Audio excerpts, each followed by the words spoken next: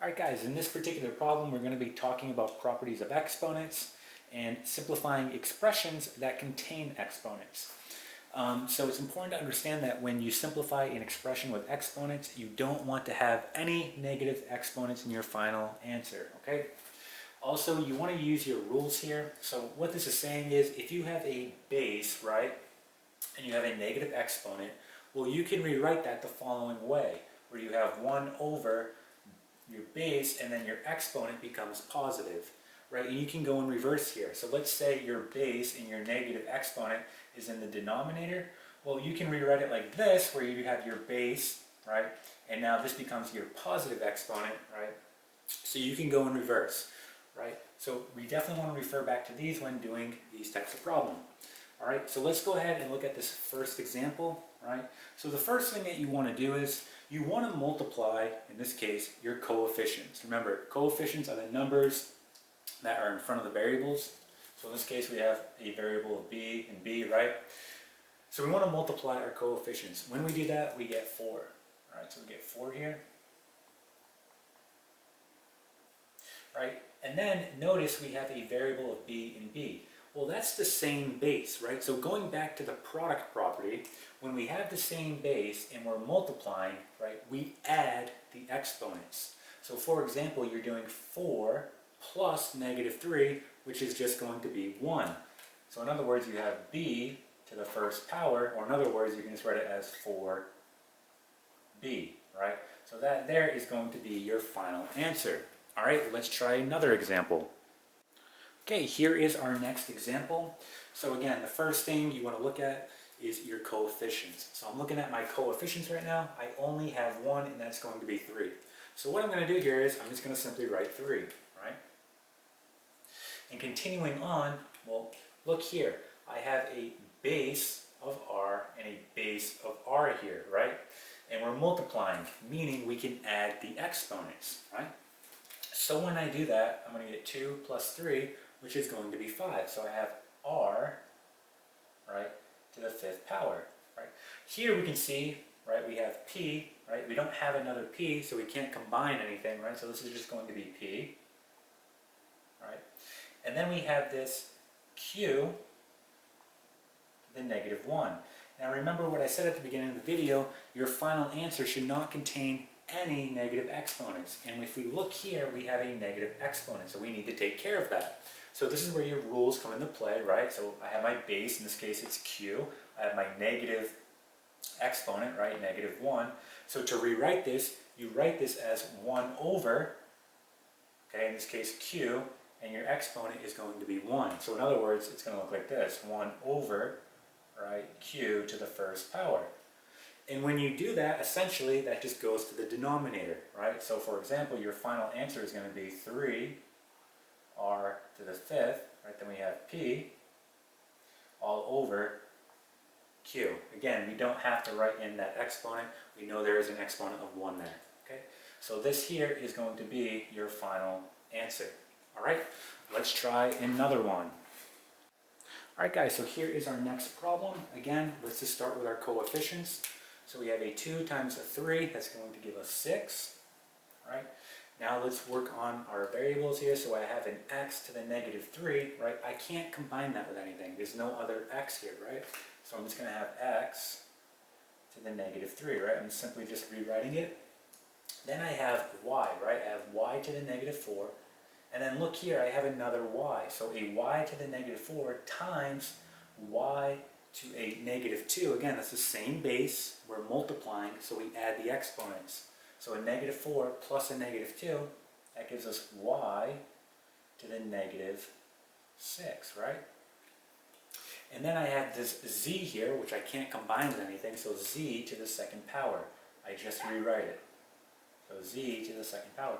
Now remember, right, we should not have negative exponents in our final answer.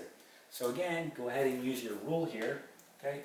So we know that, right, these both have to go to the denominator. So when we rewrite this, it's going to look the following way. We're going to have 6z squared all over, right, x to the 3rd, and then y to the 6th. Because again, realize what happened here. This x to the negative 3 is really now 1 over x to the 3. Same thing here. This y to the negative 6 is really now just 1 over y to the 6. Okay, so they go to the denominator, right?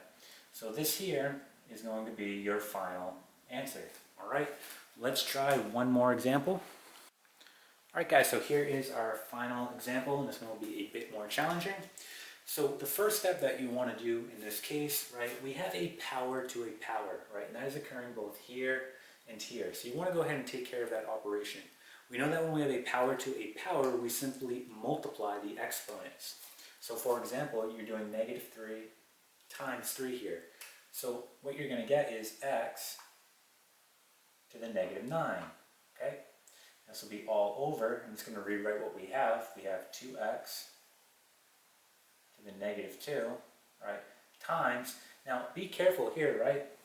So again, we have a power to a power, but just know that this exponent on the outside, right, is going to go to both of your factors. So for example, this 2 really has a 1 here, right? So we're doing negative 4 times a negative 3, that will give us positive 12, right? And we're also doing 1 times a negative 3, right? So essentially what you have here is 2 to the negative 3, right? And then x to the 12th power. Now, at this point, you want to go ahead and take care of your coefficients. However, before I do that, I need to do this operation out. I have 2 to the negative 3, okay? So I want to go ahead and rewrite this. I want this exponent to be positive here. That way I can go ahead and do this operation, right? Well, again, use your rules. So look, we're looking right here, right? So I have my base, which is 2. My exponent is negative 3, right? So I simply just bring it up to the numerator. In this case, it will be 2 to the 3rd power. So when I rewrite this guy, I'll have the following. I'll have 2 to the 3rd power times x to the negative 9, right? And this is going to be all over. Again, we have 2x to the negative 2, okay, times x to the 12th power. Okay, so now that we have it written out, okay, we can go ahead and do this operation. So we know that 2 cubed is going to be 8. So I'm going to go ahead and rewrite this again. We have 8, and then write x to the negative 9 all over 2x to the negative 2, right? And then we just simply have times x to the 12th power, okay?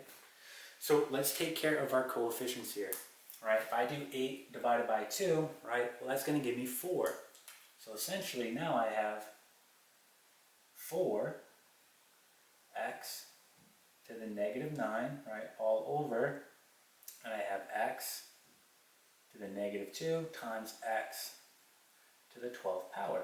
Okay, so we're almost done here, right? If you look in the denominator, we have the same base, right? Oops. So we have the same base here, meaning we can go ahead and we can add the exponents because we're multiplying here, right? That's the product property. So again, we have the same base. We can add the exponents, so negative 2 plus 12, that gives us positive 10. So now, okay, rewriting, we have 4x to the negative 9, right, all over, and then we have x to the positive 10. All right, so we're almost done, right? So now, right, we have the same base and we're dividing, meaning we do the opposite. Now we subtract instead of add. So essentially we're doing negative 9 minus a 10. Again, this goes back to the quotient property. So again, we have the same base, right? We're dividing, so we subtract the exponent. So a negative 9 minus 10 is going to give you negative 19. So we have 4x to the negative 19. And again, remember, we want to write our final answer without negative exponents, right? So using your rule right here, right, we know that this guy needs to go to the denominator. So we're going to write the final answer, okay, like this, where we have 4 all over x to the positive 19th power, okay? And this here is going to be your final answer, all right? So that is properties of exponents and simplifying expressions.